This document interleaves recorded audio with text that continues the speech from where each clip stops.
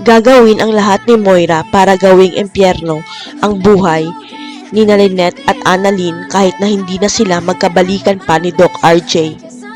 Ngunit napagtanto ni Moira na kailangan niyang mag-ingat na hindi masabi kay Annalyn ang totoo dahil magkakaroon ito ng karapatan.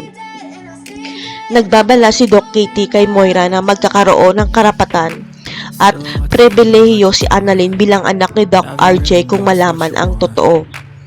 Pero hindi pa rin tumitigil si Moira at mas lalo siyang lumalala dahil gumawa siya ng paraan para ma-frame up si Annalyn na magnanakaw.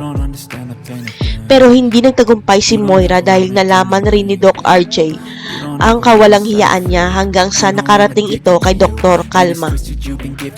Si Dr. Calma ang dating medical director ng Apex noong buhay pa ang mga parents ni Moira hanggang sa nag-early retirement ito. Ang hindi alam ni Moira, may nalalaman si Dr. Calma tungkol sa pinakatago-tagong sikreto ng kanyang pamilya lalo ng kanyang ama. Laking gulat ni Dr. Calma na biglang naging admin head si Moira at nalaman pa niya na gusto nitong pahiyain sa Apex si Doc Santos. Sa galit ni Dr. Calma, pupuntahan niya si Moira para pagsabihan na huwag maging mapagmataas dahil magkatulad sila ni Doc Santos.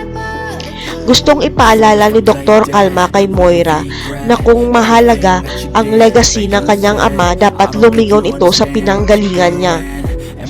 Sapagkat ang hindi alam ng lahat, anak rin sa labas si Moira matapos na mabuntis ng kanyang ama ang labandera nila na nanay ni Moira.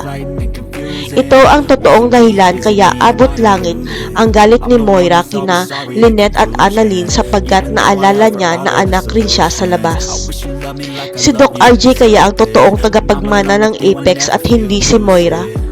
Paalisin kaya si Moira sa Apex dahil hindi siya ang totoong may-ari.